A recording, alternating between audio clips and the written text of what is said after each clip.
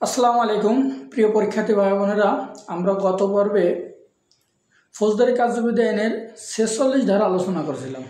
৪৬ ধারায় ব্যাপক পরিবর্তন এসেছে, যার জন্য ওই ধারাটা আলাদাভাবে আলোচনা করেছি। আজকে আমরা ফৌজদারি কার্যবিধি আইনের ৪৭ থেকে ৫৩ ধারা পর্যন্ত আলোচনা করব। তাহলে চলুন দেখি ৪৭ থেকে ৫৩ পর্যন্ত কি আছে, আমরা সেই বিষয়টা ধারাবাহিকভাবে আলোচনা করি। আচ্ছা, ৪৭-এ কি বলছে? ৪৭-এ বলছে যে ব্যক্তিকে আটক করা হবে বা গ্রেপ্তার করা হবে সেই ব্যক্তি যদি কোথাও আত্মগোপন করে থাকে বা পলায়ন করে থাকে, তাহলে সেই ক্ষেত্রে কি করতে হবে? সেই ক্ষেত্রে ওই ব্যক্তি যে জায়গায় আত্মগোপন করে আছে বা পলায়ন করে আছে সেই বাড়ির মালিকের অনুমতি নিতে হবে। বাড়ির মালিকের অনুমতি নিতে হবে যে ভাই, আপনার বাড়িতে একজন সন্দিগ্ধ অপরাধী আছে বা একজন অপরাধী আছে, আমরা তাকে আইনের হেফাজতে নেব, আপনি আমাদেরকে হেল্প করুন বা আপনি আমাদেরকে তাকে আটক করতে সহায়তা করুন। এটা হলো একদম সহজ ভাষায়। তাহলে বাড়ির মালিকের অনুমতি নিয়ে তাকে গ্রেফতার করতে হবে ৪৭ ধারা। এখন ৪৮ ধারায় কি বলছে? বাড়ির মালিক যদি অনুমতি না দেয়, বাড়ির মালিক যদি অনুমতি না দেয় সেই ক্ষেত্রে আপনি যদি গ্রেফতার করতে গেছেন শিওর কনফার্ম যে এই বাড়িতে প্রকৃত অপরাধী আছে, তাহলে সেই ক্ষেত্রে আপনি কি করবেন? ওই বাড়ির দরজা জানলা ভেঙে ভিতরে প্রবেশ করবেন, ভিতরে প্রবেশ করে অপরাধীকে গ্রেপ্তার করবেন। কিন্তু এখানে একটা বিষয় মাথায় রাখতে হবে, সেটা হলো ওই বাড়িতে যদি কোনো মহিলা থাকে তাহলে তার শালীনতার প্রতি তীক্ষ্ণ দৃষ্টি রেখে তাকে করতে হবে। এখন ৪৯ ধারায় যে বলছে কি যে আপনি যে গ্রেপ্তার করতে গেছেন, এখন এই গ্রেপ্তার করতে যে আপনি কোথাও আটকা পড়ে যান, যদি আটকা পড়তেই পারেন, এটা কোনো না। এখন আটকা যদি পড়ে যান সেই ক্ষেত্রে আসলে আপনার কি করতে হবে? আটকা পড়ে গেলে পরা আপনার দরজা জানলা ভেঙে ভিতর থেকে বাইরে হয়ে আসতে হবে। এখন ৫০-এ বলছে কি যে প্রয়োজনের অতিরিক্ত বল প্রয়োগ করা যাবে না। এখন প্রয়োজনের অতিরিক্ত বল প্রয়োগ এই জিনিসটা আমরা বিভিন্ন জন বিভিন্ন ভাবে নিয়ে থাকি। এখন আমি আপনাদেরকে একটা সহজভাবে বোঝাই যে অনেকেই আছে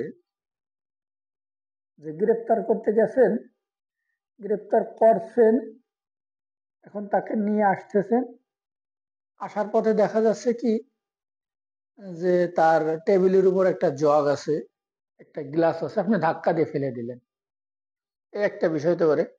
আবার দেখা যাচ্ছে যে আপনি হেঁটে আসতেছেন, পার কাছে একটা বালতি আছে বা কলস আছে, এটা আপনি লাথি দিয়ে ফেলে দিলেন। তাহলে এই বিষয়গুলো আসলে প্রয়োজনের অতিরিক্ত বল প্রয়োগ করা যাবে না। তার মানে কি, আপনি গেছেন গ্রেপ্তার করতে, আপনার কাজ হচ্ছে গ্রেপ্তার করা। এই গ্রেপ্তার করার জন্য আইন আপনাকে যতটুকুন ক্ষমতা দিয়েছে আপনি ঠিক ততটুকুনি প্রয়োগ করবেন, তার বেশি আপনি প্রয়োগ করতে পারবেন না। আসলে ৫১। এখন ৫২ সরি ৫০, ৫১ ছিল আটক ব্যক্তির দেহ তল্লাশি।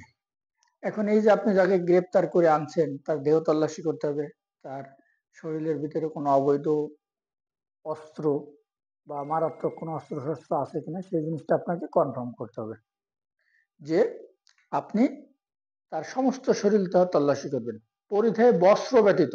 তার মানে তার যে গায়ে কাপড় চোপড় আছে সেইগুলো ব্যতীত তার কাছে যা পাওয়া যাবে তা হেফাজতে নিতে হবে। এবং তার কাছে যদি আপত্তিকর কোনো অস্ত্র শস্ত্র পাওয়া যায় সেটা জব্দ তালিকায় করে সেটা হেফাজতে নিতে হবে। এখন ৫২-তে কি বলছে? যে মহিলা মানুষের দেহ তল্লাশি। এখন আপনি যাকে গ্রেপ্তার করে আনছেন বা আপনি যাকে গ্রেপ্তার করতে গেছেন সে যদি মহিলা হয় তাহলে অবশ্যই তাকে একজন মহিলা পুলিশ দ্বারা তার দেহ তল্লাশি করাইতে হবে। যদি ওই সময় আপনার কাছে কোনো মহিলা পুলিশ না থাকে তাহলে আপনি উপস্থিত কোনো সম্মানী মহিলা দ্বারা তার দেহ তল্লাশি করাবেন। তার কাছে যদি কোনো অবৈধ কিছু পাওয়া যায় সেটা হেফাজতে নিতে হবে। ৫৩-তে কি বলছে? যে আপত্তিকর অস্ত্র শস্ত্র।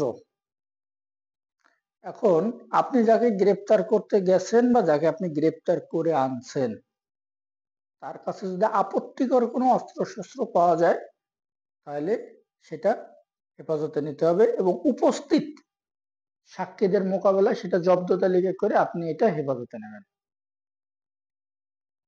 এই হচ্ছে হলেন গ্রেপ্তারের সাবজেক্ট। আপনার আগামীকাল হচ্ছে হলেন 54 ধারা। এটা একটা ইম্পর্টেন্ট বিষয়, আমরা এটা আলাদা আলোচনা করব। তো আজকে এই পর্যন্ত কি, আপনাদের সবাইকে অসংখ্য ধন্যবাদ আমার ভিডিওটি মনোযোগ সহকারে দেখার জন্য। আমার চ্যানেলটি আপনারা যারা এখনো সাবস্ক্রাইব করেন নাই, আপনাদের কাছে বিশেষ অনুরোধ আমার চ্যানেলটি অবশ্যই সাবস্ক্রাইব করে দেবেন এবং পাশে থাকা বেল আইকনটি অন করে দেবেন, যাতে এই ধরনের ভালো ভালো ভিডিও বা এই ধরনের ভিডিও আমি আপলোড করার সাথে সাথে আপনারা পেতে পারেন। ধন্যবাদ আপনাদের সবাইকে। আসসালামু আলাইকুম।